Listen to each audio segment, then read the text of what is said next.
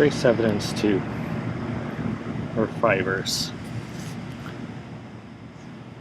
So there are two broad groups of fibers.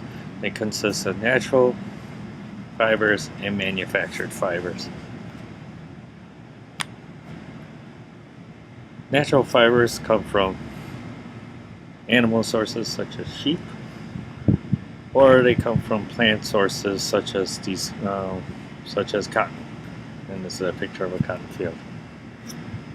Natural fibers that come from animals include wool that comes from sheep, mohair and cashmere that comes from goats, and you can also make fibers from alpacas, which is my personal favorite. This is a picture of John Lennon wearing I believe it's a mink coat. And so the one we're going to talk about is wool. Comes from the follicles of animals in the Cyprinidae family, and the follicles or the fiber is actually crimped and it's quite elastic, and wool grows in staples or clusters. And wool is really hard to ignite, so it has a high ignition temperature and has has a low rate of flame spread and low heat release, and it doesn't it doesn't melt or drip, and it chars, so it's insulating and self-extinguishes, and it doesn't emit toxic gases or smoke. So this is why wool is used in a lot of consumer products and kids' clothes, because it's used in carpets, and it's used in addition, it's used in garments for firefighters and soldiers. Cotton is the prevalent plant fiber. It's a staple fiber, and it's quite soft, and it grows around the seeds of a cotton plant. And if you burn it, as you will do in the lab, it burns with a steady flame, and you should note the smell. It'll smell like burning leaves because it's a plant. And then it leaves behind this ash that you could crumble easily, and if you want to blow out the cotton, it could be blown out just like a candle. The two main types of manufactured fibers or man-made fibers are the regenerated fibers that are derived from cotton or wood pulp, processed, and you extract pure cellulose to produce these fibers. And these fibers include rayon, acetate, and triacetate. And then there's synthetic fibers that are produced from synthetic chemicals, and these include nylons, polyester, and acrylics. So what we have on one term to note in manufactured fibers are polymers. So polymers are macromolecules, so it's a large number of atoms that are repeating in a range of repeating units, and these repeating units are known as monomers. So in this case, you can see this is nylon. Nylon is a polyamide,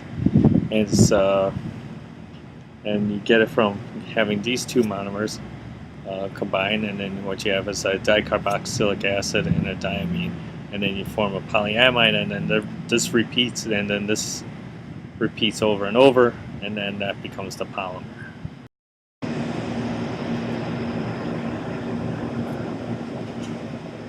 Kevlar is the registered trademark for a light, strong paraamide synthetic fiber.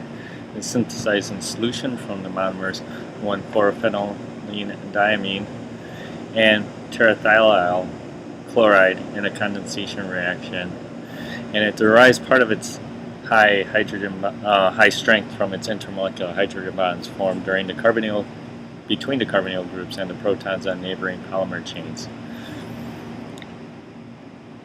Polyester has high tenacity, high strength, and it has low water absorption, which is why it's used in a lot of athletic wear, and it doesn't shrink as much as such as cotton, so there's minimal shrinkage that occurs with polyester. It can be spun with natural fibers such as cotton. And polyester is a category of polymers which contains the ester functional group in their main chain.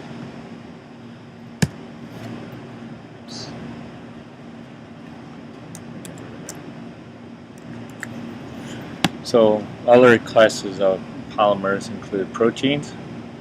There's a polyamide, polyester, acrylics, and cellulose. First method of analyzing fiber evidence is using a microscope.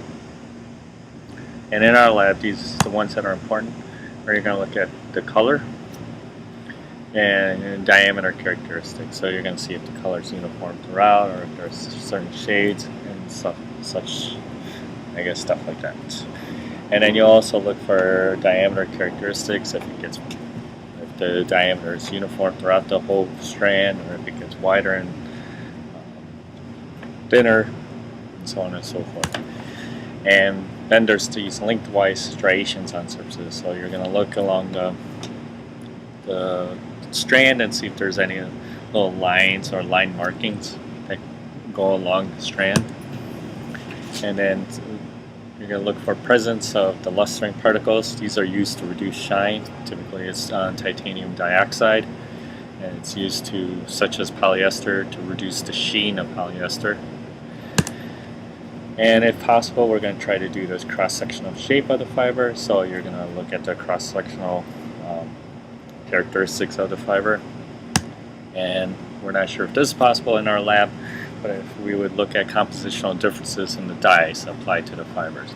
So we would, textile fabrics are impregnated with a mixture of dyes, so you get the certain shade or color that you want.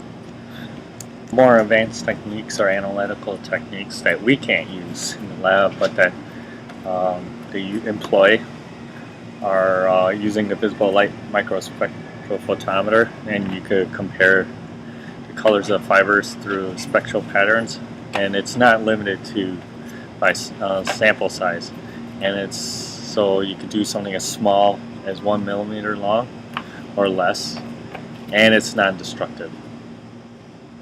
If you want to do more detailed fiber dye composition analysis, you would use chromatographic separation, so such as thin layer chromatography or TLC, or if you want to identify the class of fibers that this belongs to, you could also do infrared spectrophotometry. If you want to determine the chemical composition, you look at the polymeric structure as well as the microscopic characteristics. So there are at least 4 different nylon that are commercially available, and then there are many properties that are in common, but there are differences in like the physical shape, appearance, and dyeability. So because of the modification of the chemical structure, so this is what you would look at as how different you could differentiate between the different types of nylon. You could also look at birefringence, which if we did the glass lab, I'm not sure if we would have done it by now. If we did that lab, it's you would be familiar with what that means, but if you don't, what it is the polymer causes crystallinity in the finished fiber, so then it exhibits this double refraction when there's a light that is shine upon it. So there's a polarized plane of light for the class of fiber, and it has a characteristic index of refraction, and that's what we would look for. And you could also use infrared spectrophotometry and microspectrophotometer. And then this is polymers that in these manufactured fibers, they absorb infrared light selectively, so you can identify class and sometimes even the subclasses of fiber based on these techniques. So for collection and preservation, if there's minute strands of fibers, you identify and you preserve the potential carrier, so you would collect everything, such as the shirt or whatever that you would, or like even the sofa, you would try to collect all of that. So you collect the carriers of these small strands, minute strands of fibers, and anything that has, some relevant articles of clothing, So you package these in separate paper bags so you don't have this cross-contamination.